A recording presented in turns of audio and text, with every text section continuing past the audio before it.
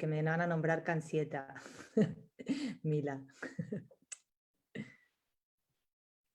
Estamos emitiendo en todas las redes mundiales. Pita Sopena, bienvenida, buenos días. Bienvenido, Gonzalo Escarpa. Feliz sábado. Me Feliz. parecía que iba a hacer sol, pero no, ¿eh? ¿No hace sol? No. Yo no he visto todavía, no he salido de mi cubículo. Pues yo he salido ya a correr, a buscar el periódico. Pues nada, felizmente estamos en Facebook, ya viene gente a vernos, estamos en YouTube y no estamos en Instagram, así que esto lo voy a resolver ahora mismo. Mientras entra nuestro querido público, siendo las 12 en punto, abrimos las puertas de este teatro de la comedia. Bienvenidos, bienvenidas, y Pita nos va a contar qué tal está llevando el fin de semana mientras nos vamos a Instagram. Este soniquete de radio, no se lo tengan en cuenta, que últimamente está haciendo muchísimas entrevistas y ya va muy en el medio. Ya tiene, tiene el pulso cogido a la radio, ya se lo ha cogido a este formato televisivo y ahora ya hasta la radio.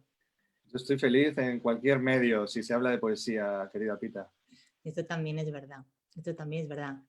Ya llevamos aquí hablando de poesía pues desde septiembre de 2018, ¿eh? Empieza a ser demasiado, yo creo. A lo mejor. No, nunca es demasiado. ¿Los espectadores se cansan? No. Nunca habrá demasiada poesía. Espectadores, poned cosas en el chat, por favor. Decid que no estáis cansados. En un segundo que no he mirado, ya estamos en 80.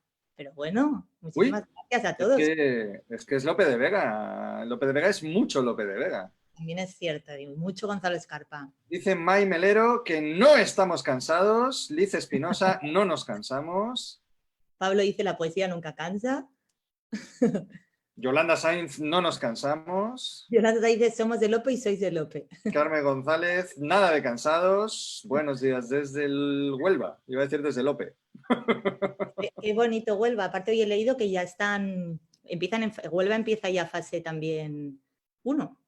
Feliz fase 1, afortunada Huelva. Mara Chao, nada de cansados. Ha quedado claro, ¿no? Estamos encantados. Nuria Gómez de la Cal, bienvenida Nuria. No estamos cansados. Ana Barrera. Palabras mayores, Pedro Pardo. ¿Quién dijo cansado? Elena. Vale. Vale, nos ha quedado claro. No, era una broma. Vamos a seguir con el ciclo de momento. Para que veáis lo que pasará cuando queráis echarme. Hubo una época en que a mí me preocupaba que me echaran, pero ahora ya. Bueno. No salgo ni con lejía ni con coronavirus, amigos. Gonzalo siempre decía en la sala que gracias a todos por estar ahí. No, estoy cambiando de tema.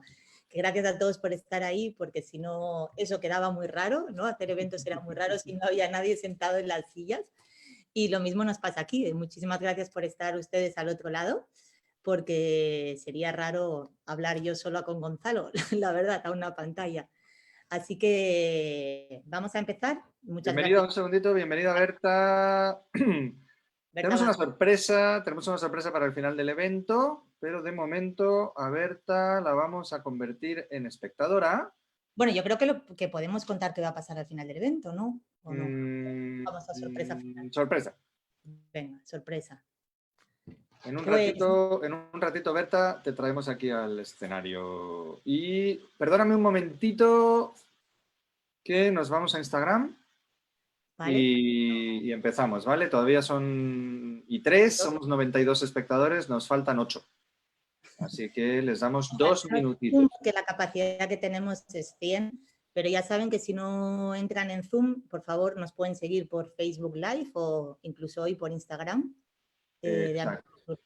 Si es que lo conseguimos, que a veces las redes nos dan un poco de problemas. Y también, bueno, esperamos que no haya ninguna complicación técnica, que en los últimos días pues ha habido alguna desconexión en algún momento, pero esperamos que hoy no pase. Y yo creo hoy estamos bajo la admonición del señor Lope de Vega y por lo tanto nada va a pasar. Absolutamente nada va a pasar que no sea maravilloso, genial, fantástico y fabuloso. Muy bien, pues como siempre, además, Conos y Lope. Sabéis que el patrón de los poetas es San Juan de la Cruz, pero su monaguillo es Lope de Vega. Vamos a ver. Estamos a punto de salir a Instagram. Voy a ir contando, si te parece, un poco que es ámbito, Dispara. aunque la mayoría... ¿vale? ¿Sí? Venga, que la mayoría ya nos conocéis, pero por si hay alguno que se incorpora hoy por primera vez a estos eventos online, Ámbito Cultural es el área del Corte Inglés que se ocupa del compromiso de la marca con la cultura. Para ello lo que hacemos es programar eventos en 20 salas en toda España, pero durante este periodo pues hemos trasladado lógicamente la programación a las pantallas vivas. Y para eso, tanto cuando lo hacíamos físicamente como ahora, estamos haciendo eventos diariamente. Toda la programación la podéis consultar en ámbitocultural.es o en las redes sociales. Realmente creemos que la cultura es un salvavidas en cualquier momento de la vida, pero en esta época entendemos que ayuda mucho a, bueno, pues a superar la incertidumbre o a pasar incluso las horas extrañas que a veces se están dando, ¿no? Y nada, le dedicamos mucha parte de nuestra programación a la poesía desde 2018, pues porque, bueno, creíamos que hay mucho que conocer del ámbito poético. Hoy estamos con Lope de Vega, que por supuesto nos suena a todos, pero hemos visto en nuestras salas y ya en estas pantallas un amplio espectro de poesía. Y todo eso lo llevamos gracias o con de la mano de Gonzalo Escarpa, que yo siempre digo que es poeta, gestor y director de la Piscifactoría, pero hoy os voy a leer un parrafito que encontré el otro día en las redes sociales, que hablaba de Gonzalo tal que así, y decía: Gonzalo Escarpa es uno de los poetas españoles más conocidos de las nuevas generaciones, nacidas en época democrática. Ha sabido utilizar los nuevos medios para lanzar su mensaje poético a todo el mundo, innovando tanto el lenguaje como la actitud del poeta en el seno de la sociedad actual. Me había dicho Pita que iba a leer esto, pero pensé que era una broma. No, yo creo que a partir de ahí nadie me puede decir que no van a aplaudir ustedes a Gonzalo Escarpa. Y nada, sin más, luego les contaremos la programación de los próximos días, tanto de lírica como de otras cosas.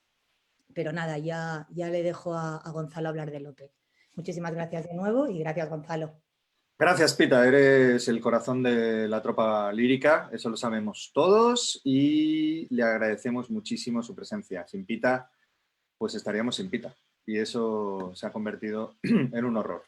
Tenemos 102 personas en Facebook, ni más ni menos, 23 en otro Facebook que tenemos por ahí, 100 espectadores, qué maravilla, sala llena. ¿Por qué? Pues porque Lope de Vega es garantía de éxito y es garantía de lleno de salas en el siglo XVII y en el siglo XXI. Vamos allá, vamos a compartir la pantalla. Como saben, a mí me gusta mucho pues compartir estas presentaciones. Hemos conseguido ya que solo se vea la pantalla. We all love Lope de Vega. A mí no es que me guste mucho usar el inglés, pero he querido en esta ocasión demostrar que a Lope no solo se le lee en España. Luego veremos que su éxito pasó todas las fronteras.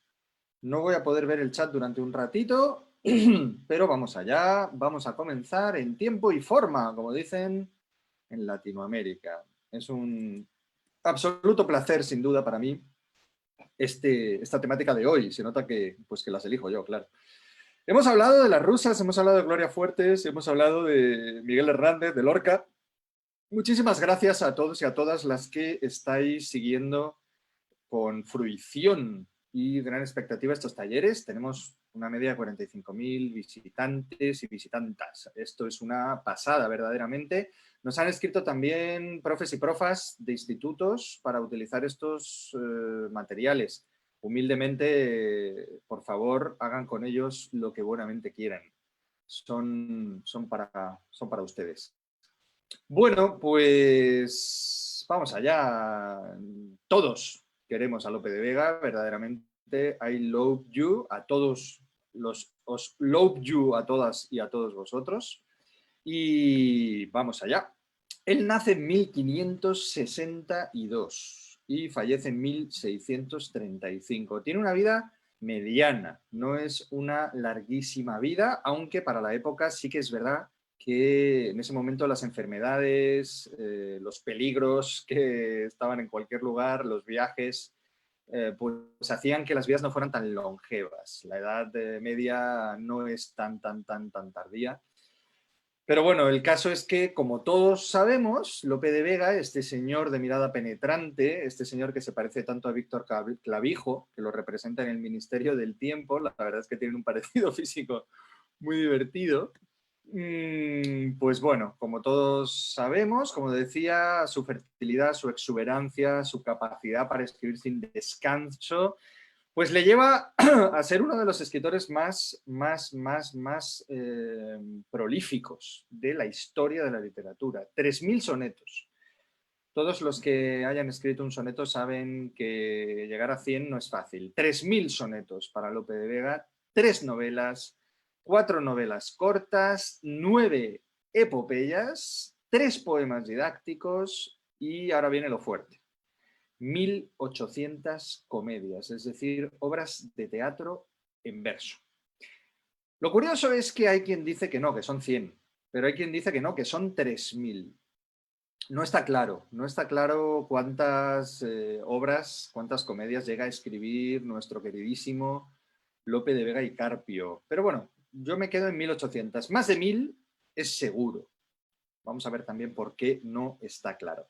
Escribió tanto Lope de Vega que se le acusó de tener negros o discípulos que escribían por él. Esto no es posible. No es posible porque su correspondencia epistolar, que es nutridísima, demuestra a las claras que todas las obras son suyas. Es decir, tenemos caligrafía, tenemos rastros de evidencias grafológicas, tenemos notas. Y tenemos sobre todo algo de lo que vamos a hablar mucho hoy, que es la correspondencia absoluta entre la vida y la obra de Lope de Vega. Es imposible que tuviera negros porque todas sus obras están plagadas, trufadas de datos biográficos personales que no podía compartir con otras personas. Con lo cual descartamos esa idea de que no fue solo él el que escribía sus obras. Esto pasa un poco con Mozart también, otro bestia que escribió todo tipo de composiciones, lo cual nos hizo pensar que a lo mejor pues no solo era un Mozart, igual que tal vez no fue un Shakespeare, sino un grupo de autores. Pues con Lope pasa lo mismo. Es tal su capacidad, su facilidad para la escritura poética, que se le conocía en la época como el Fénix de los ingenios, el Fénix, ese ave que nunca muere, que vuelve a vivir cuando se apaga.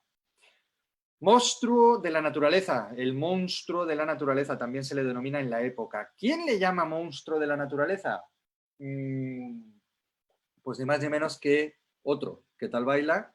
Miguel de Cervantes. Pero fíjense qué curioso esto de monstruo de la naturaleza. Bueno, perdón, monstruo de naturaleza, sin el la. Se cita muchas veces mal, yo lo acabo de hacer.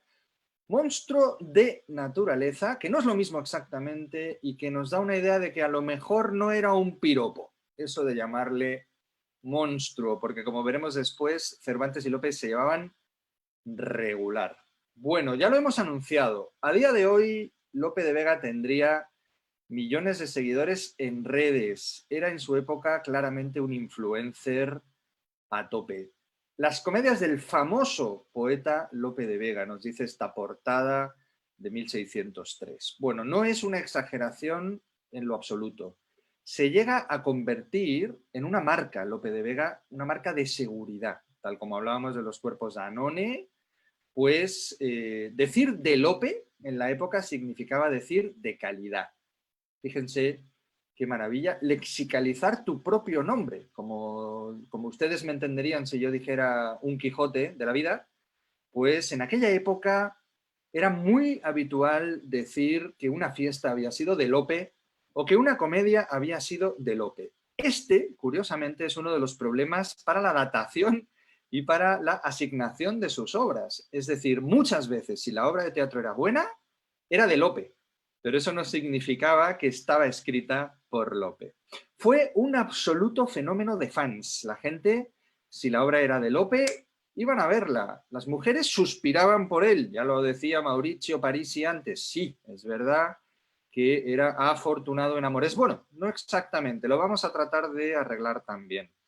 Pero lo que sí que es verdad es que por la calle le lanzaban piropos las mujeres, murmuraban cuando pasaba por la calle y no le pedían un selfie porque no había selfies todavía. Pero fíjense, tal era el éxito de Lope de Vega que El castigo sin venganza, que muchos lo habrán visto hace poco en el Teatro de la Comedia, fue la primera obra de un extranjero que se representó ¿dónde? En The Globe, el teatro londinense donde se representaba y reinaba Shakespeare, pues la primera obra de teatro ¿de quién? De Lope. ¿De quién si no? Se me va a notar bastante que a mí este caballero de mirada traviesa y bigote altivo me gusta y mucho, pero van a ver por qué.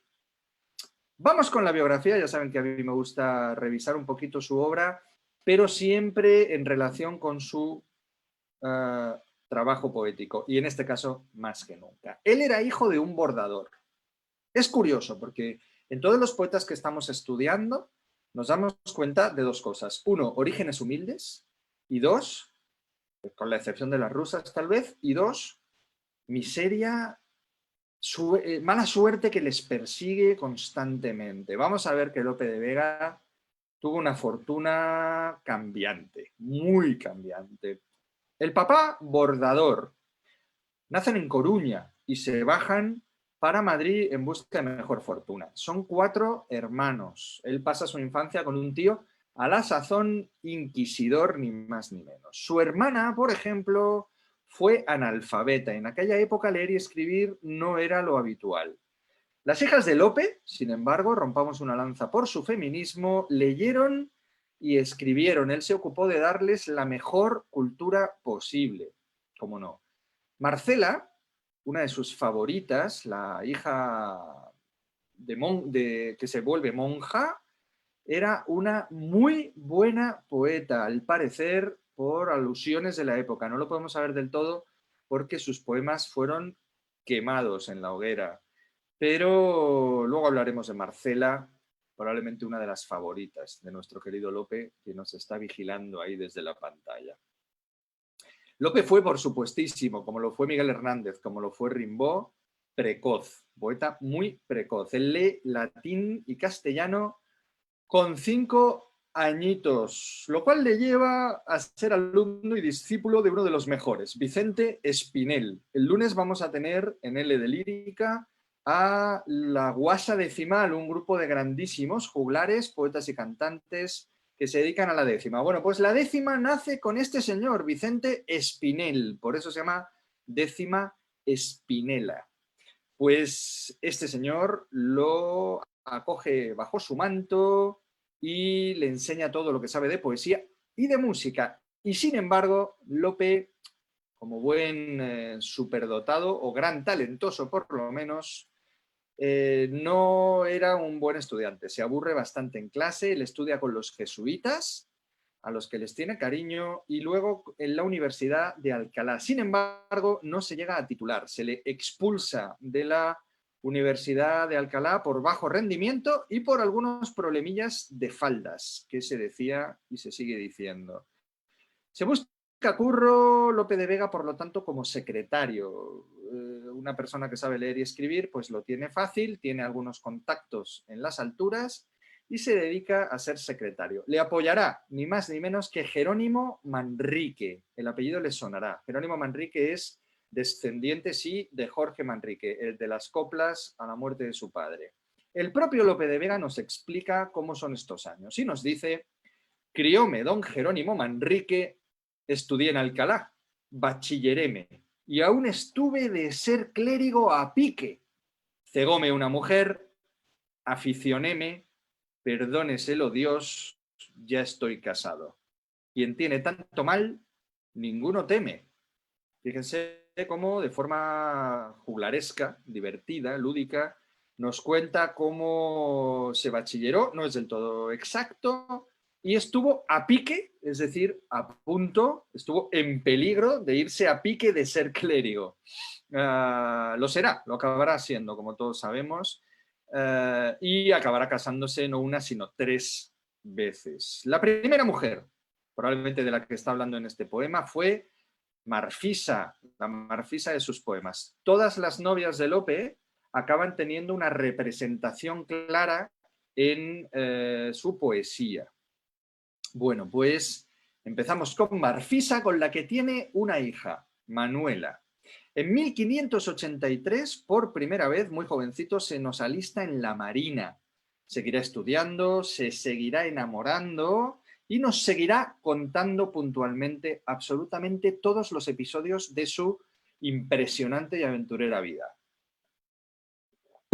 Lope nos dice: hubiera sido yo de algún provecho si tuviera mecenas mi fortuna, mas fue tan importuna que gobernó mi pluma a mi despecho, tanto que sale, qué moral porfía a 5 pliegos de mi vida al día. Lo que nos está explicando aquí es que él se tiene que buscar la vida y escribir ni más ni menos que 5 hojitas de comedias al día para poder venderlas y poder vivir de ello. Es uno de los trabajadores más increíbles e incansables que hemos tenido en este país. Y como ya comentábamos, su vida se mide por sus parejas. Tenemos aquí un esquema maravilloso. Yo estuve leyendo este estupendo libro que recomiendo sin ninguna duda, Lope, el verso y la vida, de Antonio Sánchez Jiménez, Biografías Cátedra, una editorial a la que le debemos muchísimo. Gracias, Emilio Pascual. Hay cientos de biografías. Hay biógrafos en vida de Lope, posteriormente, en el 18, en el 19, a día de hoy. Hay personas que se dedican solo a estudiar la vida de Lope. Bueno, este es el que yo he escogido, pero hay muchísimos. Y cualquier biografía de Lope les va a sorprender y les va a divertir sin ninguna duda. Yo estuve haciendo mi propio esquema, que van a ver aquí. Les enseño mis anotaciones sobre las amantes y los hijos de Lope. No es fácil, de hecho, si buscan en internet cuántos hijos y cuántas novias tuvo, van a ver 16, 17, 15, 18. Es que no está claro, o sea, no es fácil, porque claro, hay algunos bastardos, algunos apócrifos. No es sencillo, pero bueno, este esquema me ha gustado mucho. Empezamos con María de Aragón, acabamos con una amante desconocida, pero pueden ver cómo va teniendo muchas amantes, bueno, tampoco tantas, realmente, seamos serios, pero estas son las grandes amantes, los grandes amores de Lope, tuvo más, y los que le dieron descendencia. Por ahí abajo está Antonia, Teodora, Ferrando, Ángela Mariana Félix, Lope Félix, Jacinta Juana, Carlos Félix, Antonia Clara, y donde tenemos una virgulita rosa significa matrimonio. En algunos lugares se dice 2 bodas, aquí se dice 3 bodas. Yo apuesto por 3. Elena Osorio, Micaela, Luján y Marta de Nevares. Todas ellas, en una bonita franja verde o azul, tenemos el nombre poético, pero bueno, que es curioso, es muy curioso que necesitemos un esquema para poder enterarnos de las numerosísimas amantes de nuestro querido poeta. Elena Osorio, estamos con un joven Lope, que vive de escribir teatro. Desde el principio él tiene mucho éxito en el teatro y se enamora de Elena Osorio. Ella es la hija de un empresario teatral. En aquella época el teatro pues estaba controlado por algunos empresarios que decidían qué, cómo, cuándo se representaban las obras. Era muy importante llevarse bien con ellos y era muy habitual que los cómicos acudieran a esos teatros para intentar conocer al empresario y venderle su trabajo. La obra pasaba a ser del empresario. Fíjense qué curioso. Compraba los derechos, absolutamente, y podía, por tanto, modificar la obra si quería e incluso firmarla. Esto complica muchísimo, como decíamos antes, la atribución de las obras, porque muchas veces yo te compro una obra, Lope de Vega, y a partir de ese momento ya no es tuya. La puedo modificar, cambiarla, adaptarla a los actores de mi compañía. El empresario era también el dueño, digamos, de los actores que representaban las compañías. De tal manera que a veces se escribía incluso pensando en que una compañía tenía 4 actores mujeres y 2 hombres. Fíjense qué curioso. Por lo tanto, tenía que haber 6 personajes. Y además, si uno estaba especializado en hacer papeles cómicos, pues se le daba a la escritura un matiz cómico. Bueno, es muy, muy interesante el teatro del siglo de oro, sin ninguna duda. que se representaba por las tardes, no le gustaba la curia que fuera de noche, porque se juntaban todas las clases sociales, que no era sencillo que se juntaran caballeros, alojeros, gremios, nobles, curas, se juntaran todos en un mismo lugar. Las mujeres, por desgracia, a la cazuela que se iban, a una zona alta y tapada por unas celosías. Gracias al cielo tenemos muchos teatros de aquella época, tenemos muchas corralas y por supuesto la grandísima y maravillosa corrala de Alcalá de Henares. Bueno, volvemos a Lope de Vega. La cosa es que, fíjense, como está liada con su hija, Elena Osorio, pues el empresario le pide que le pase obras gratis, ¿no? Que ya está bien pagado. Se acaba yendo Elena con otro y entonces Lope de Vega, primera aventura importante, escribe poemas muy duros, cuenta esta aventura que ha tenido, se siente estafado y lo cuenta incluso en la comedia Belardo Furioso. Escribirá absolutamente todo lo que le ha pasado en la vida real, se lo atribuye a un tal Belardo, que será para siempre ya el propio Lope. Lope se convierte en un personaje literario y empieza ya a fusionar desde muy temprano su vida con su obra. Esto es muy importante. Hablábamos antes también de esto de los derechos. Bueno, Lope se niega absolutamente a que sea así y lucha por conseguir sus derechos sobre aquellos que imprimían sus comedias incluso sin su permiso. Es decir, hay muchos libreros sin escrúpulos que empiezan a imprimir el teatro de Lope de Vega sin decir que muy bien de quién es, incluso sin pedirle ni permiso ni autorización. Él lucha tanto que consigue corregir sus propias obras, que consigue poder leer todos los trabajos que se impriman para dar su visto bueno. Es, por lo tanto, el primer escritor profesional en lengua castellana, el primer gran escritor profesional que vive únicamente de su trabajo sin depender exactamente de mecenas. Bueno, el caso es que lo habíamos dejado escribiendo en contra del empresario que llevaba su trabajo y de Elena Osorio, su novia, hija del empresario. Lo condenan por denuncia por estas difamaciones, es decir, se le condena porque la familia ha denunciado pues lo que sería hoy daños y perjuicios, ¿no? Daños morales. Entonces, ¿qué pasa?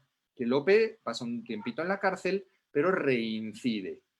No le queda muy bien eso de cumplir las leyes a nuestro pendenciero Lope y entonces vuelve a cometer el delito de faltar el derecho a la moral y le caen 8 añitos de destierro de Madrid y 2 de Castilla. Es decir, no se puede pasar durante 2 años por los territorios de Castilla. Y se incumple, si vuelve a incumplir, pena de muerte. Atención a eso, que será importante. En estos momentos a Lope le ha dado tiempo de enamorarse de Isabel de Urbina. Aquí la tenemos, el tercer gran amor. Isabel de Urbina, que se convierte para la poesía en Belisa.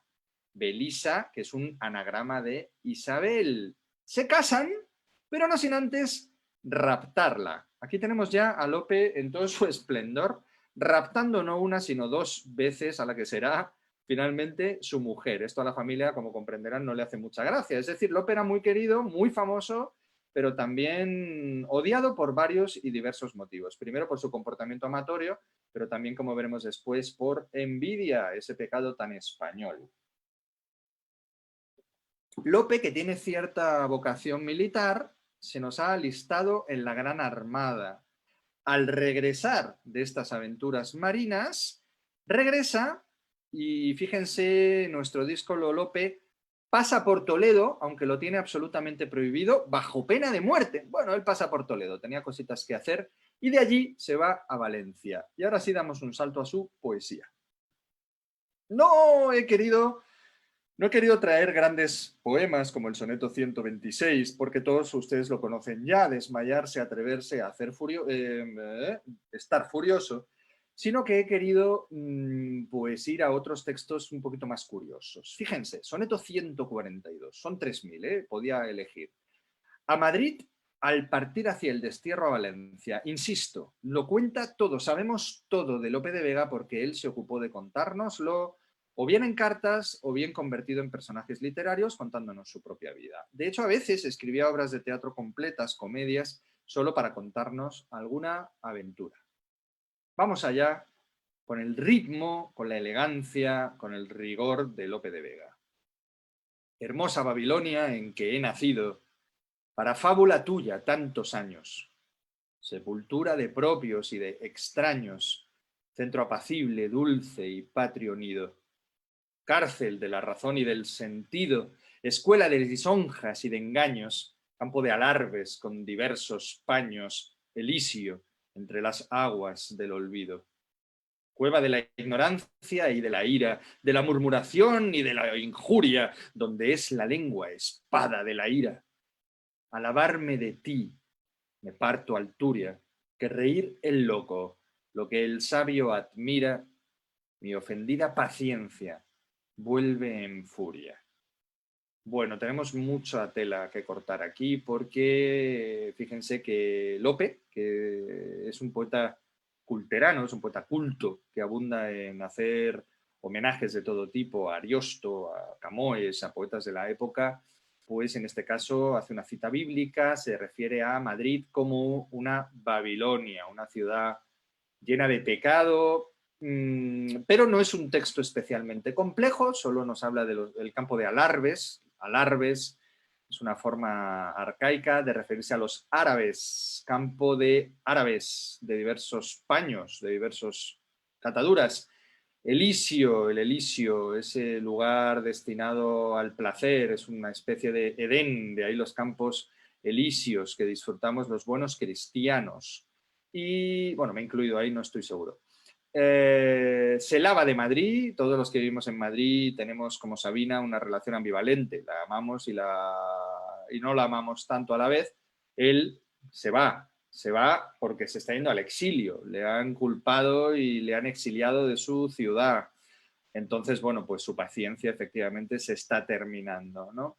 Fíjense qué fluidez en la rima, qué facilidad versificadora, cómo fluyen y cómo están entrelazadas las alusiones culteranas con su propia vida, con la expresión de su propia biografía y siempre con una emoción muy pura, siempre con una forma de decir que nos acerca, que nos hace entender absolutamente a Lope de Vega, que es una de las ventajas frente a Quevedo, frente a Góngora, que a veces nos distancian por la complejidad de su poesía. Continuamos. Él está en Valencia va a pasar una época feliz, porque va a hacer muchísimos amigos escritores. Él forma parte de la Academia de los Nocturnos y gracias al aprendizaje de esa academia de grandes escritores, grandes intelectuales, empieza a romper las unidades de acción de la época. Todos sabemos que es un grande de la pragmática teatral. Más adelante escribirá un libro importantísimo en ese sentido, pero él es el creador de la nueva comedia barroca. No solo escribe más de 1800, sino que además modifica la forma de ver teatro, de entender el teatro y de hacer el teatro.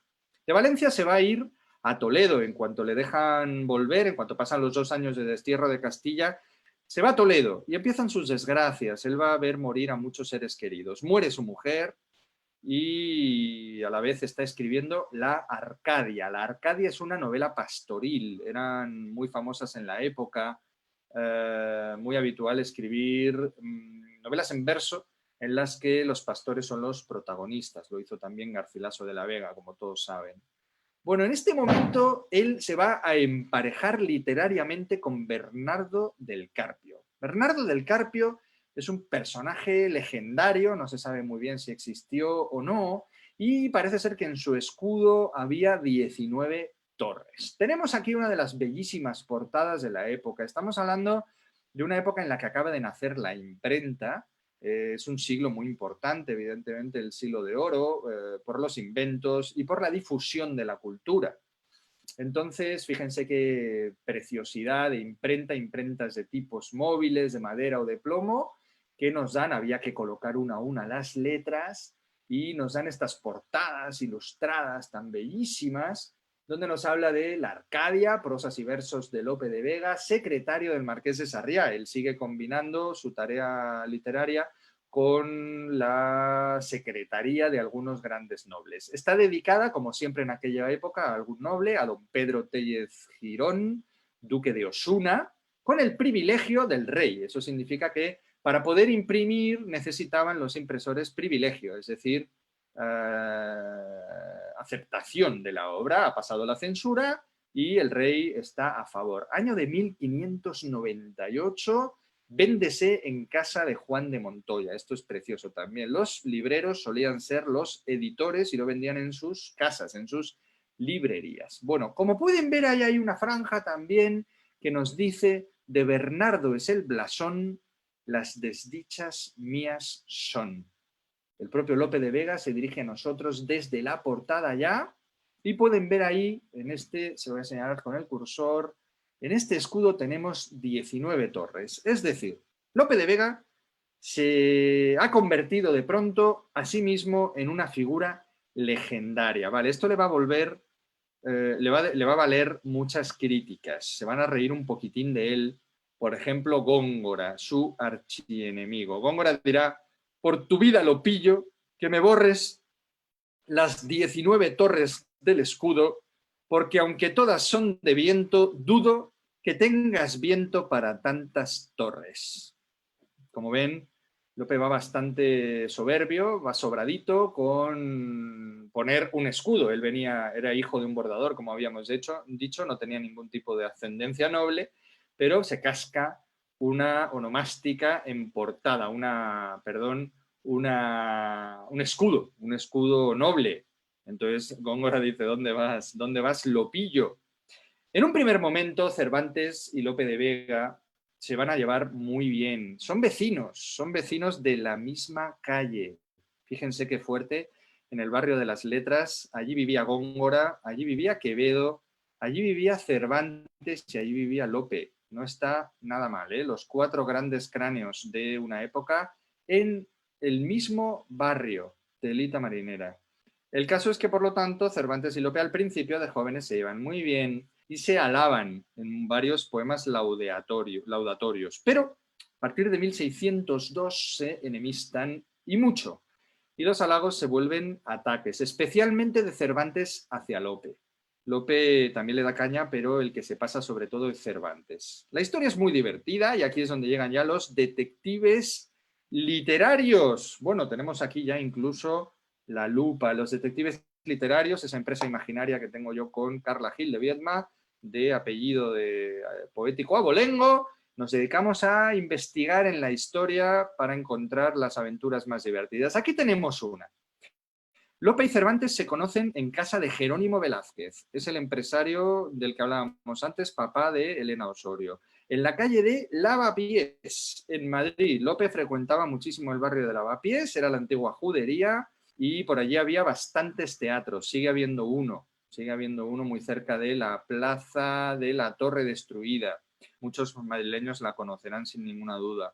Es una corrala preciosa y, bueno, ahí estaba Lope, porque además su novia era la hija de Jerónimo, y Cervantes iba mucho también por allí con la esperanza de que se le comprara alguna comedia. Vale. Cervantes participa, fíjense qué curioso, en una sonetada antilopesca de sus amigos sevillanos. Sonetada, ¿qué es eso? Pues eso era una reunión donde los poetas leían sonetos, incluso improvisaban sonetos. Y en este caso el objetivo era reírse de Lope. Lope era tan famoso que era muy habitual que la gente se metiera con él, como pasa con muchas de las personas que adquieren esa fama. Bueno, ¿qué le vamos a hacer? Entonces, ¿qué estaban haciendo en ese momento? Pues se preguntaban si Lope era de carne y hueso o era un ente divino, si existía o no Lope de Vega verdaderamente. Bueno, Lope lo escucha y dice: vale, fenomenal, te vas a enterar de lo que vale un poeta. En la primera parte del Quijote, Cervantes imita algunos pasajes de la Arcadia, la obra que tenemos en pantalla, que es la novela pastoril. Intenta demostrarle su superioridad en el ámbito narrativo. Cervantes, que como saben es criticado como poeta, no se le considera de los mejores. Yo no estoy a favor, yo creo que es un grandísimo poeta, Pero bueno, en aquella época también se batía el cobre con algunos de los más grandes poetas de la historia, entonces es normal que haya sido rebatida su calidad poética. Pero bueno, yo sí creo que es un gran poeta. El episodio de la penitencia de Don Quijote en Sierra Morena, por ejemplo, constituye una burla del protagonista de la Arcadia, que se llama Anfriso, el cual representa el propio Lope de Vega. Ya hemos visto que Lope gusta de disfrazarse en sus propias obras, meter un personaje que es el mismo, en un ejercicio de autoficción muy, muy moderno. Pues eso, Cervantes no pierde la oportunidad de meterse con Lope incluso en el Quijote. Cervantes, ¿qué llevaba mal? Pues primero la fama, porque era mucho más famoso como poeta y como dramaturgo que él mismo. Pero también lleva muy mal esta portada que ven aquí, otra portada preciosa de la época, El peregrino en su patria. Es otro de los libros de Lope de Vega Carpio, dedicado a don Pedro Fernández de Córdoba, siempre, bueno, importante apellido también, siempre, como veíamos, se dedican a alguien noble que auspicia la edición normalmente, y lo interesante aquí lo tenemos en la base, el basamento de la portada. Fíjense, pone Bellis Nolis Invidia. Luego el escudo de Bernardo, que ya hemos visto que representa a Lope de Vega, con las 19 torres. Por tanto, lo que vemos ahí es Bellis Nolis, Invidia, Lope de Vega, aut unicus, aut peregrinus. ¿Qué significa esto?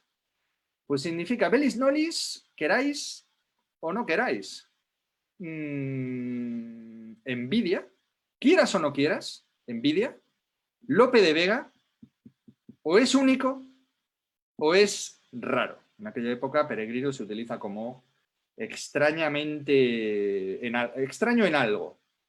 Es decir, Lope de Vega no se corta un pelo en firmar su libro como, queráis o no queráis, envidiosos.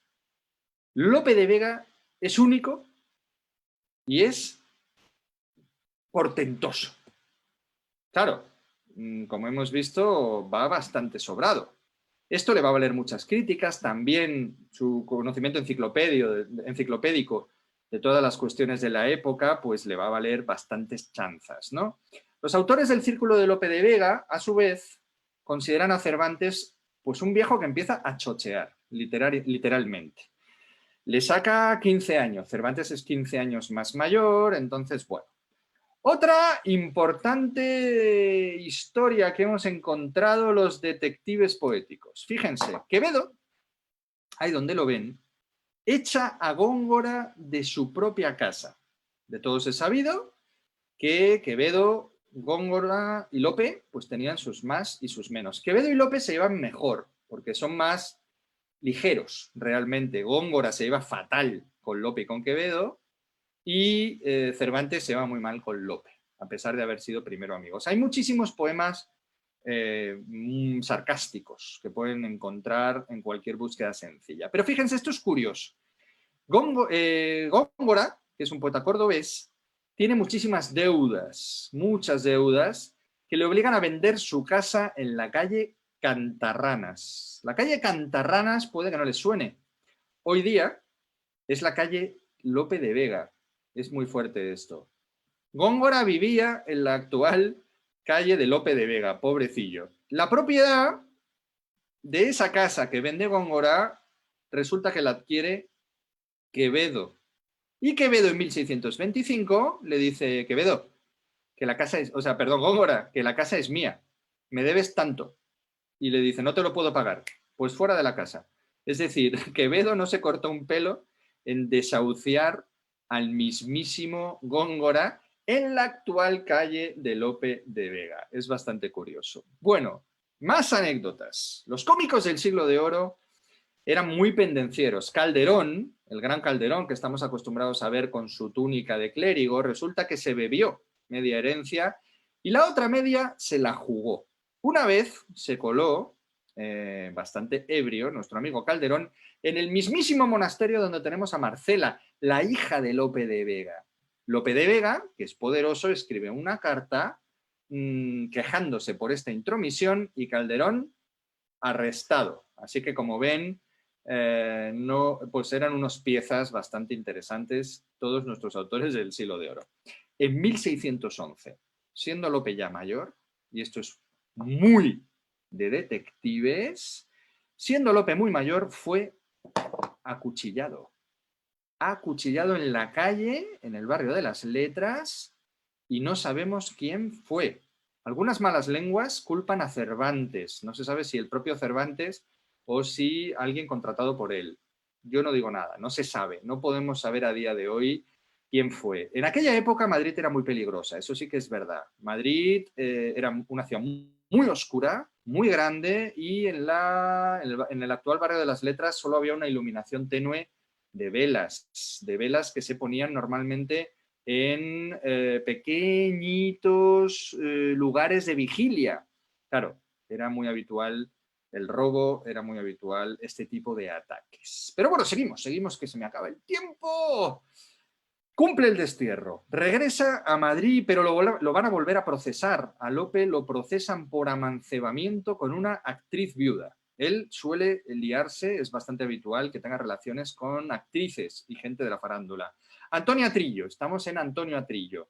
Más tarde casará con Juana de Guarda. Juana de Guardo es hija de un riquísimo proveedor de carne, es decir, de un carnicero. Ahí le vuelven a caer bastantes chanzas. Se dice que Lope se casa con ella porque ella era una mujer bella, pero bastante inculta. Se dice que se casó por dinero.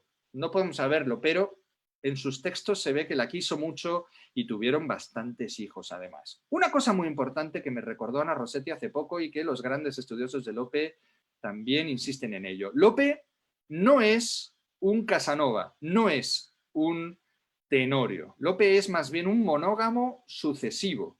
No es un burlador, él en realidad es lo que diríamos hoy, un enamorado del amor. Él necesita enamorarse para poder contarlo, para poder cantarlo, pero en ningún caso abandona a las mujeres tras seducirlas. Él es de largas relaciones, se casa con ellos y las mantiene a lo largo de toda su vida, lo cual le va a costar un buen dinero. Las pensiones que tiene que pasar López son curiosas, entonces no debemos confundirlo con una persona que goza de obtener un galardón y escapar, que es lo que hace un Casanova o un Tenorio. Él realmente se ocupa siempre de sus mujeres y de sus hijos. Lo que pasa es que se va enamorando sucesivamente. De Lope lo sabemos todo, como ya lo hemos visto. De hecho, una biografía de 1864 tuvo muchos problemas para publicarse porque era demasiado escandalosa, tenía datos demasiado certeros, todos dados por el propio autor. Lope de Vega, como ya lo hemos visto claramente, transforma su literatura en vida y su vida en literatura. Es decir, todo lo que vive lo va a convertir en verso, pero a la vez todo lo que escribe en verso le va a dotar de un grandísimo nervio literario. Entonces confundimos en ocasiones el verso y la vida. Vamos a ver un ejemplo. Por eso la antología que citábamos antes se subtitula de esa manera, El verso y la vida. A Lupercio Leonardo, que es de Argensola. Pasé la mar cuando creyó mi engaño, que en él mi antiguo fuego se templara. Mudé mi natural porque mudara naturaleza el uso y curso el daño. En otro cielo, en otro reino extraño, mis trabajos se vieron en mi cara, hallando aunque otra tanta edad pasara, incierto el bien y cierto el desengaño. El mismo amor me abrasa y atormenta, y de razón y libertad me priva. Porque os quejáis del alma que le cuenta. ¿Que no escriba, decís? ¿O que no viva? Haced vos con mi amor que yo no sienta. Yo haré con mi pluma que no escriba. Nos quitamos el cráneo frente a este poema porque realmente, fíjense qué ritmo tiene, hallando aunque otra tanta edad pasara. Esas bimembraciones tan típicas del barroco también, incierto el bien y cierto el desengaño, referirnos a algún objeto por una dilogía, algún concepto. Y ese final interesantísimo. Lupercio Leonardo de Argensola le ha dicho en una carta que se corte, que se modere, que sea más pudoroso, porque lo está contando absolutamente toda su vida en sus obras y queda muy claro.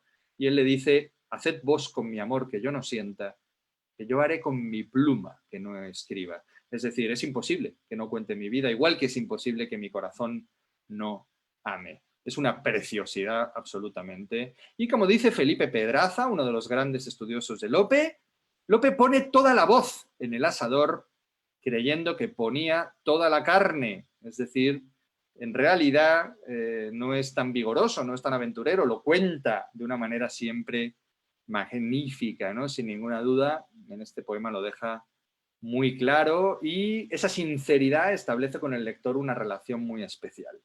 Vamos yendo hacia el final de su vida. Se enamora de otra actriz, Micaela de Luján, y publica, lo decíamos antes, El arte nuevo de hacer comedias, esa obra importantísima en la que va a modificar las normas aristotélicas de escribir teatro, donde había una unidad de acción, de tiempo y de espacio. Él va a jugar con diferentes lugares, sus personajes van a viajar, van a cambiar el escenario, rompe completamente con la unidad y por lo tanto renueva absolutamente las estructuras del teatro de la época. Y además es muy avanzado aquí también, él escribe que el actor tiene que transformarse internamente para poder transformar al público. Son teorías que más tarde los autores rusos van a validar, van a actualizar. En ese sentido es también muy, muy, muy moderno. Al final de su vida, Lope de Vega ha vivido varias crisis. Ha tenido una crisis, considera que ha vivido una vida de pecador y han muerto muchos seres queridos. Ha visto morir a muchos hijos y a muchas mujeres. Escribe, por tanto, las rimas sacras. Cambia de tono y se vuelve reflexivo. En este cuadro podemos ver también un Lope envejecido, un Lope cansado, un Lope arrepentido. Vamos a ver este impresionante soneto. Su técnica ya está completamente depurada y escribe así de bien. Oh engaño de los hombres, vida breve, loca ambición al aire vago asida. Pues el que más se acerca a la partida, más confiado de quedarse atreve. Oh flor al hielo, oh rama al viento leve, rejos del tronco, si en llamarte vida tú misma estás diciendo que eres ida, qué vanidad tu pensamiento mueve. Dos partes tu mortal sujeto encierra, una que se derriba al bajo suelo y otra que de la tierra te destierra. Tú juzga de las dos el mejor celo. Si el cuerpo quiere ser tierra en la tierra, el alma quiere ser cielo en el cielo. Distribución absolutamente medida de la información en el primer cuarteto, desarrollo de la acción en el segundo, cambio de idea en el primer terceto, resolución en casi forma de moraleja en el segundo terceto. Lope de Vega es la mejor escuela de sonetos que hay, sin ninguna duda. Es impresionante cómo escribe este señor. Pero las desgracias siguen. Muere su mujer, Juana de Guardo, y él se ordena finalmente sacerdote en 1614. ¿Dónde va a vivir de 1610 a 1635? Vive, un segundito, bienvenida, querida poeta. Nos vemos en un momentito. Estos son los poetas que van a venir ahora a recitar. Esa era la sorpresa que teníamos. Vive en esta época, se gasta un buen dinero en comprar la casa que en Madrid se puede visitar como Casa de Lope de Vega y que a destinos está en la mismísima calle de Cervantes. No sé si le haría mucha gracia a Lope, la verdad, vivir en la calle Cervantes. Pero bueno, Cervantes vivía por allí también, en la esquina con la calle de León, y por lo tanto, pues es la calle Cervantes donde podemos visitar, pobre de él, la casa de Lope de Vega. Es una casa con un jardín precioso y él se dedica en los últimos años a cuidar ese jardín y a cuidar de uno de sus últimos amores, Marta de Nevares. Se enamora de ella siendo su confesor. Él es sacerdote, no puede tener relaciones, pero es Lope de Vega. Se salta las reglas. Marta de Nevares tiene 25 añitos, él tiene cerca de 60, y por lo tanto Juan Ruiz de Alarcón, otro autor importante de la época, novo hispano, se mete con él y le dice: culpa a un viejo avellanado tan verde que al mismo tiempo que está forrado de martas, anda haciendo magdalenos. Lo de estar aforrado de martas es por Marta de Nevares y lo de hacer magdalenos significa disculparse. Es decir, es un hombre que está todo el rato escribiendo sobre, pobre de mí, soy pecador, perdóname Cristo, qué amistad se te sigue, Jesús mío, que a mi puerta cubierto de rocío pasas las noches del invierno oscuras, pero a la vez está liado con una joven de 25 años que encima es su confesor. Bueno, Lope no es feliz en estos últimos años. Marta de Nevares se va a quedar ciega, es una mujer bellísima, pierde la vista y pierde la razón, se vuelve loca y fíjense lo que le escribe Lope cuando se muere Marta de Nevares, a la que tenemos como una de las mujeres más amadas por Lope de Vega. Resuelta en polvo ya, mas siempre hermosa, sin dejarme vivir, vive serena, aquella luz que fue mi gloria y pena, y me hace guerra cuando en paz reposa. Tan vivo está el jazmín, la pura rosa, que blandamente ardiendo en azucena, me abrasa el alma de memorias llena, ceniza de su fénix amorosa. Oh memoria cruel de mis enojos, qué honor te puede dar mi sentimiento en polvo convertidos tus despojos. Permíteme callar solo un momento, pues ya no tienen lágrimas mis ojos, ni conceptos de amor, ni pensamiento. Lope de Vega, el mismísimo Lope de Vega, nos está confesando en este soneto que ya no está para amores, que después de Marta de Nevares no hay conceptos de amor en su pensamiento. Qué forma más bonita de referirse a esta mujer a la que amó tantísimo. Va a perder en esta época a un hijo pescando perlas. Se mete ahí en el mar, busca perlas y se ahoga. Un caballero va a raptar a una hija suya y encima el caballero se apellida Tenorio, no es broma. Ve morir a casi todos sus hijos. Es duro, es duro. Y fíjense, prepárense para la gran emoción, porque les he traído ni más ni menos que un poema de Pepe Hierro, un poema de Pepe Hierro que amaba a Lope de Vega profundamente, que se llama Lope, la noche, Marta. Ya saben ustedes que Marta es Marta de Nevares. Nos va a contar Pepe Hierro cómo vive en esta época Lope de Vega en su casa con Marta de Nevares. He cortado unos versos, que me perdone Pepe. He abierto la ventana. Entra sin hacer ruido, afuera deja sus constelaciones. Buenas noches, noche. Pasa las páginas de sombra en las que todo está ya escrito. Viene a pedirme cuentas. Salí al rayar el alba, digo. Lamía el sol las paredes leprosas. Olía a vino, a miel, a jara. Deslumbrada por tanta claridad, ha entornado los ojos. La llevan mis palabras por calles, ascuas, no lo sé. Oye la plata de las campanadas. Ante la puerta de la iglesia me callo, me detengo. Entraría conmigo si yo no me callase, si no me detuviera.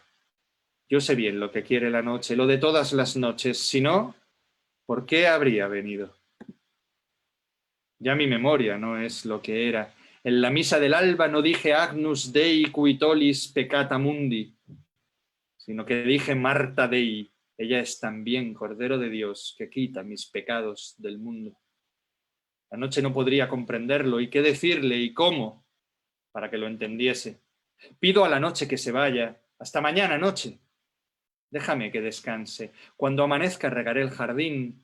Saldré después a decir misa, Deus meus, quare tristis est, anima mea. Luego volveré a casa, terminaré una epístola en tercetos. Escribiré unas hojas de la comedia que encargaron unos representantes, que las cosas no marchan bien en el teatro y uno no puede dormirse en los laureles. Hasta mañana noche.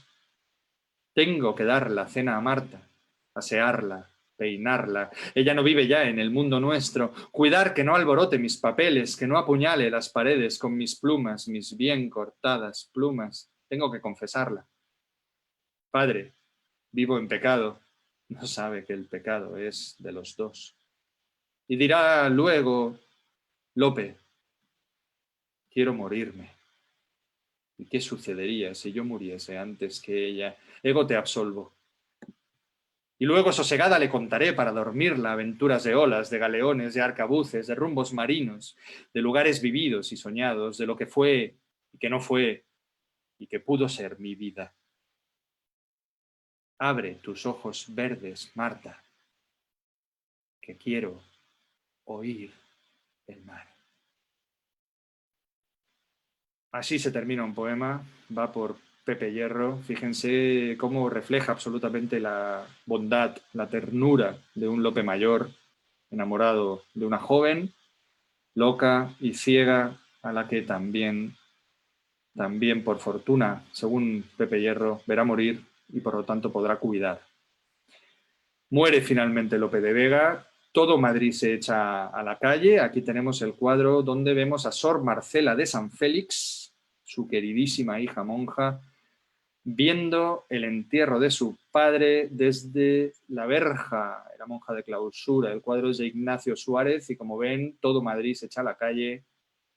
Era muy famoso Lope de Vega y pasa la comitiva por delante del monasterio para que pueda ver a su padre muerto. Es un cuadro tremendo. Hay una anécdota divertida, cuenta que un hombre vio pasar el entierro, un entierro numerosísimo, y dijo, este entierro es de Lope. Y su biógrafo nos dice que acertó 2 veces. Acertó porque era el entierro de Lope de Vega, pero también es de Lope, es decir, es magnífico.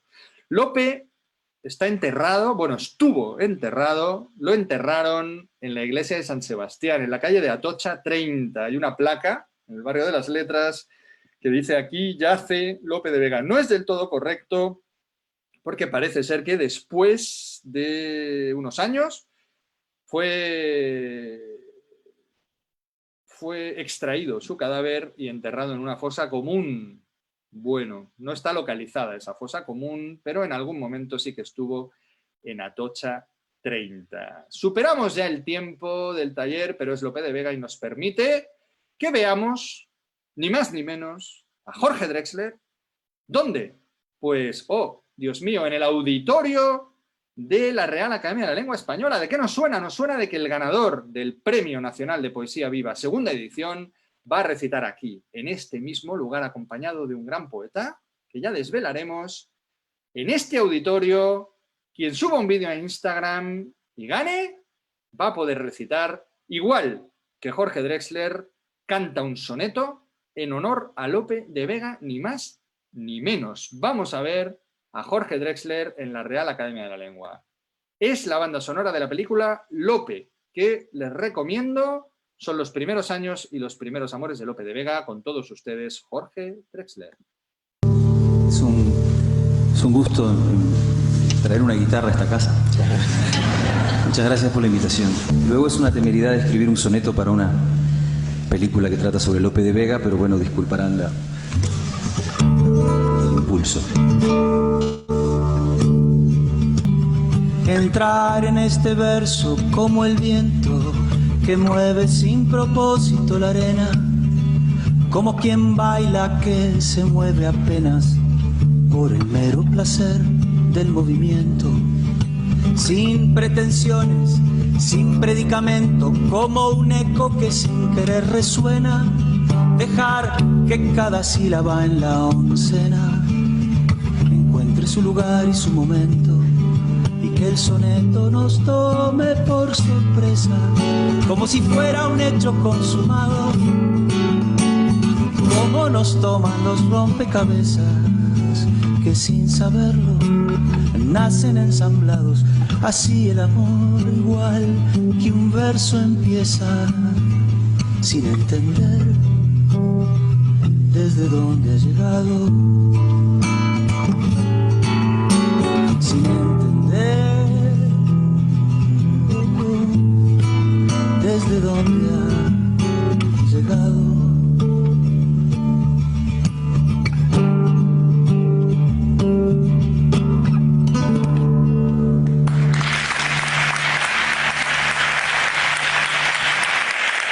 Muchísimas gracias a Jorge Drexler por acompañarnos. Fíjense que además la canción está hecha con un soneto escrito por Jorge.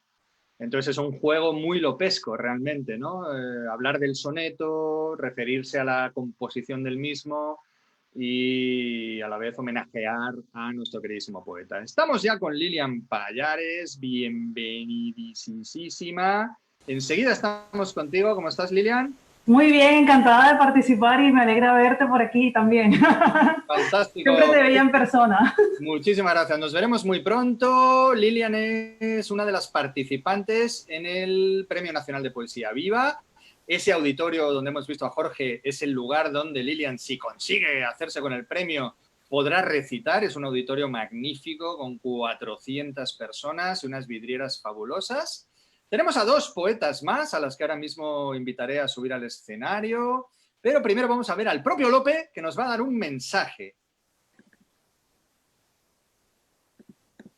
Lope, por favor. A ver, un segundo. ¿No quiere Lope?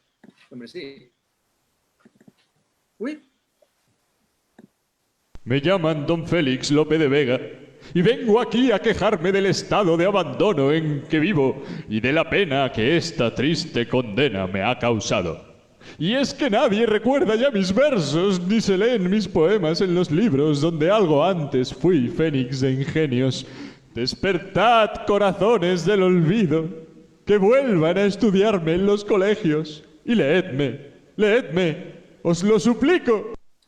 Pues ese Lope de Vega pidiéndonos por favor que lo leamos con una voz sorprendentemente parecida a la mía, pero les juro que era Lope de Vega y ese es el mensaje que yo quería darles al final. Si Lope de Vega no es leído, desaparecerá como las hadas, así que por favor acostúmbrense a la poesía clásica, que es una maravilla. Pita Sopena, vente con nosotros porque nos tienes que contar un montón de cosas y yo voy subiendo a nuestras invitadas.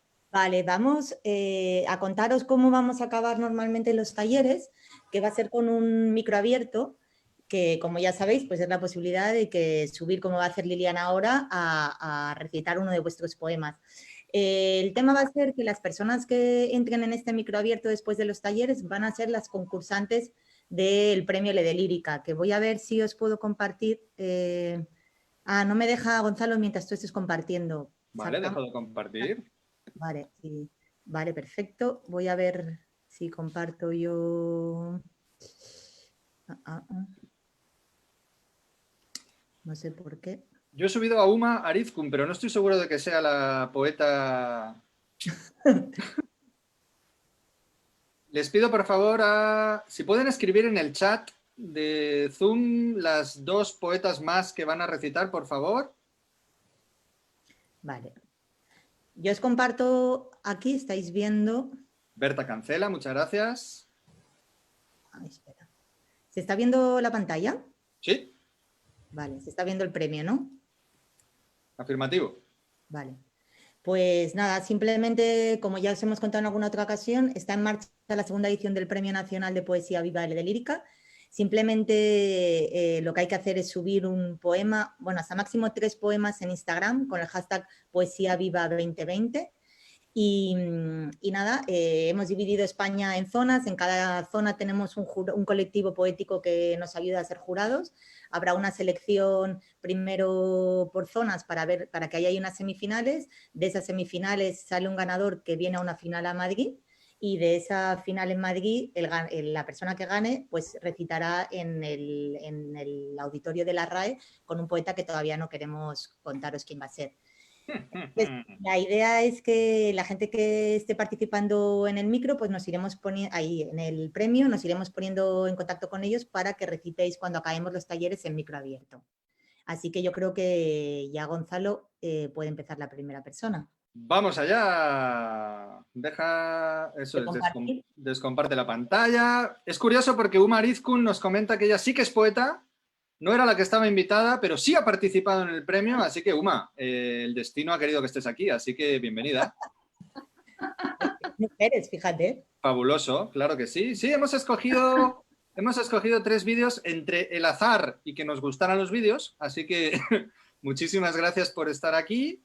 Y el poema tiene que ser de creación propia, nos dice May Melero. Efectivamente, poema propio y recitado por vosotros y vosotras, con un hashtag que es Poesía Viva 2020.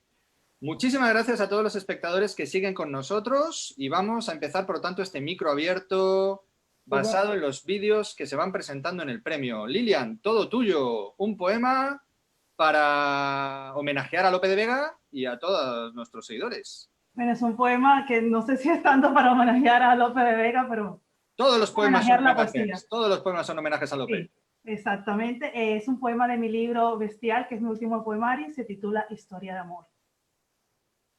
Ansia de rabiar por ti, del agridulce sabor de tu piel, de tu cintura pequeña, escurridiza, y de la presa que corre entre mis muslos.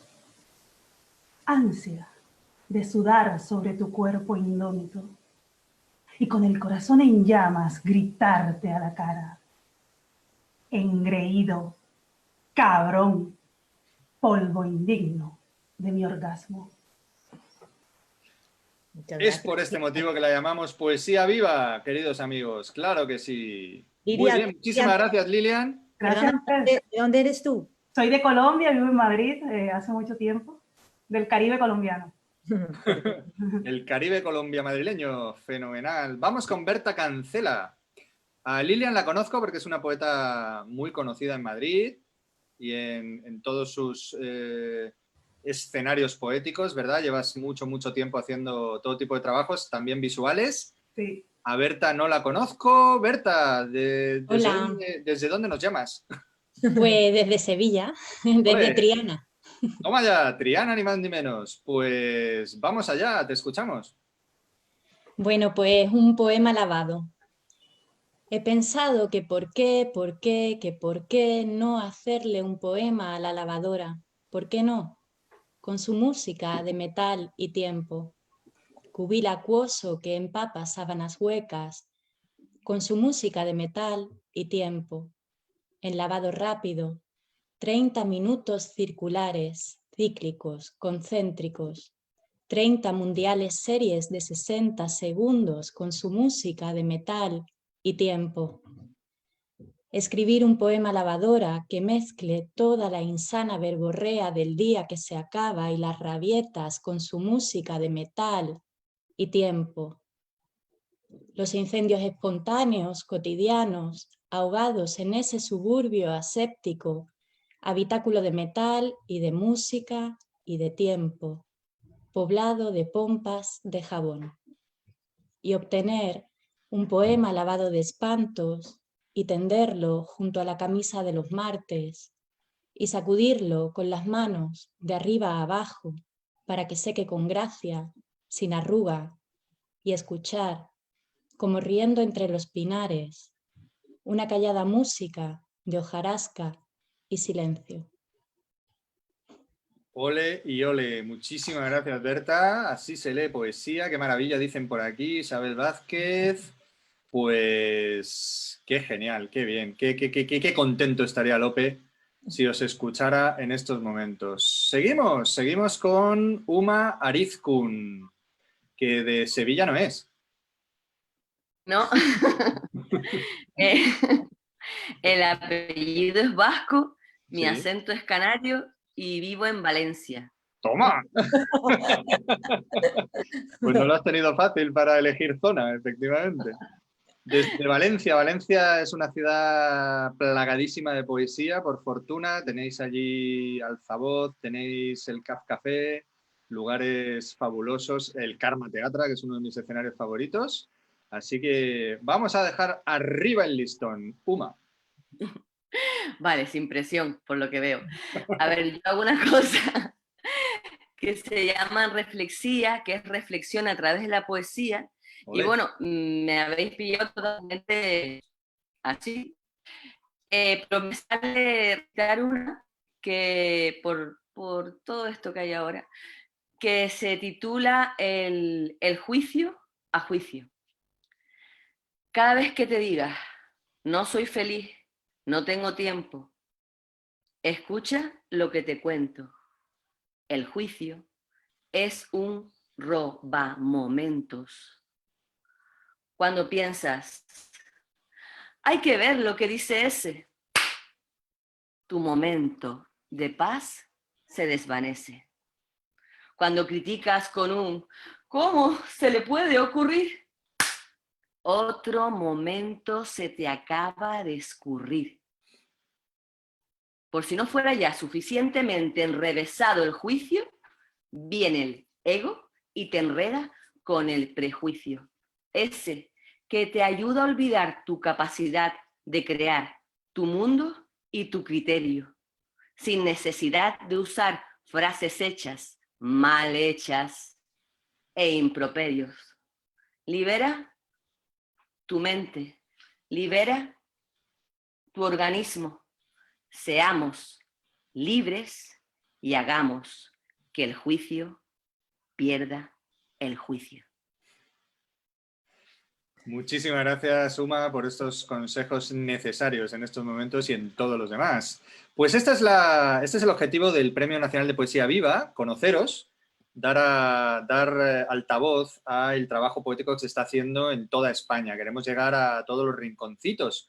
Por eso colaboramos con diferentes colectivos. En el caso de Valencia es Hotel Postmoderno, con autores de la talla de Perfume, Mr. Perfume y Alberto Blandina, quienes se van a ocupar de convenceros para que nos acompañéis. En Sevilla tenemos ni más ni menos que a Ángelo Néstore, el director del Festival Irreconciliables de Málaga. Así que él se ocupará de convencer a todos los andaluces. Y en Madrid tenemos también a Poesía o Barbarie, dirigido por Javier Benedicto, un colectivo que ha tenido muchísimo éxito. Así que intentaremos llegar este año a superar los casi 2000 vídeos del año pasado. Gracias, Uma Orizkun, Berta Cancela Díaz, Lilian Pallares. La poesía está en todas partes, la poesía está clarísimo, es una mujer. ¿Sí o no, Pita? Por supuesto. Pablo está preguntando, Pablo, que es su nombre, está preguntando otra vez, vuelve a la pregunta de si el poema debe ser inédito. Sí. El que se suba a Instagram, sí. Inédito en realidad no tiene por qué serlo, Pita. ¿No? No, podemos pelear, pero creo que en bases no es obligatorio que sea inédito, es decir, puede estar publicado. Ah, vale. Lo que tiene que ser es propio, ¿vale? Pero puede ser edito. Tenéis las bases en ámbitocultural.es muy claras, porque Pita y yo nos hacemos un montón de líos, que las normas como a Lope de Vega nos sirven para poco. No, sirven para cumplirlas. En este premio sirven para cumplirlas, aunque yo me equivoqué con ellas. Y bueno, pues nada, os animamos a que participéis en el premio y a que si estáis participando en el premio nos nos escribáis para participar en este micro abierto, o si no, nosotros seguiremos poniéndonos en contacto con vosotros para seleccionar a 2 o 3 poetas y que podamos después de los talleres escucharos. Efectivamente, trasladamos el micro abierto a los sábados, están funcionando muy bien, seguimos teniendo un montón de gente viéndonos en las redes. Y ya sabéis, si os ha gustado lo que habéis visto, pues apagad la tele y encended a Lope de Vega y contadle a todo el mundo que habéis estado en un taller y os lo habéis pasado hasta bien, si es que lo habéis pasado bien. Gonzalo, 2 cosas antes. Vamos a dar las gracias también a la Fundación Siglo de Oro, que nos ha ayudado también a difundir este taller, que nos pusimos en contacto con ellos para contarles que íbamos a dedicarle este sábado por la mañana a Lope. Así que muchísimas gracias por mandarlo a vuestra base de datos y moverlo en redes. Vamos a contar cuál es el próximo taller, si quieres. Pues seguiremos el sábado que viene, nos vamos ni más ni menos que con Leopoldo María Panero y otros poetas malditos. Lilian sonríe, Uma sonríe, me encanta. Berta sonríe. Tuve la suerte de conocerlo en Canarias. ¿Te está viendo? Sí, claro, estuvo un tiempito allí, incluso escribió un libro con Claudio Rizzo. Vivió primero en un manicomio y luego en una casa, ¿no? Sí, coincidíamos en un bar. Qué bueno. Dime, Pita. Que si se estaba viendo la creatividad. Ah, sí, perfecto. Leopoldo María Panero y otros poetas malditos. La poesía no siempre es maldita, pero vamos a centrarnos en esos poetas que han tenido vidas pues un pelín condenadas. La de Leopoldo fue compleja sin ninguna duda y bueno, pues lo pasaremos bien y estrenamos diseño gráfico de Son Macawi, un maravillosísimo también poeta visual y diseñador. Vale, ¿Qué más ya contamos? Pues contamos qué va a pasar el lunes porque hemos acabado con Drexler y yo creo que esto tiene algo que ver con Drexler también, si lo El cuentas. lunes, efectivamente, tenemos ahí el cartel. Estaremos a las 7 de la tarde con WhatsApp Decimal. WhatsApp Decimal es un grupo de WhatsApp que se creó en 2015 y que cuenta con autores, poetas y cantantes de la talla de Rosalén, Zenet, Jorge Drexler, Javier Ruibal, Duende Josele, bueno, un montón de poetas y cantantes que se dedican a construir décimas, espinelas, inventadas, ya sabéis, por el maestro de Lope de Vega, apachadas las llaman ellos, con Tito Muñoz, con Nano Stern, bueno, han trascendido fronteras. Vamos a tener a 15 de ellos, 15 poetas y cantantes que nos van a deleitar, también con Alexis Díaz Pimienta, cubano, experto en inventarse, en improvisar las décimas a tiempo real. Va a ser una verdadera orgía lingüística. Ruibal también va a estar, ¿no? Duende José. Javier Ruibal nos acompañará. Tenéis a esos 15 por ahí. A Javier se le ve con una boina. Tenemos también a Jorge... se me van todos los apellidos. Nano Esther, Duende Josele. Bueno, en la web de Ámbito están, y ahora en las redes en breve que estaremos comunicándolo, estarán los nombres y por supuesto el Zoom para que podáis inscribiros y seguirlo a través de esta plataforma. O Fernando Lobo, dice Daniel Covacho que reconoce a Fernando Lobo. Efectivamente, Fernando Lobo estará con nosotros y Stewart Mundini y muchos más. Y bueno, y hasta aquí la programación de Ámbito después de ese lunes. Seguirá el martes con filosofía, el miércoles tendremos a Ramón Torrelledo, director de orquesta, hablándonos de Carmina Burana, el jueves tendremos a Javier Álvarez hablando ni más ni menos que con Alba Molina y el viernes volveremos con Cultura y Moda y el sábado ya os hemos contado que estará aquí Panero y otros poetas malditos de nuevo resucitados. Así es, yo pensé que iba a tener menos trabajo con esto del confinamiento, pero qué va, amiguitos. La poesía nos salva y la necesitamos, Gonzalo. La poesía no nos va a salvar porque ya nos ha salvado. Así que gracias de nuevo a nuestras poetas. Se me ha escapado alguien, no sé si había otra poeta invitada por ahí, pero bueno, pues la pasaremos a la semana siguiente. Gracias a todas y a todas por venir y nos vemos en la poesía. Gracias a todos. Adiós. Chao. Gracias. Hasta luego. Chao.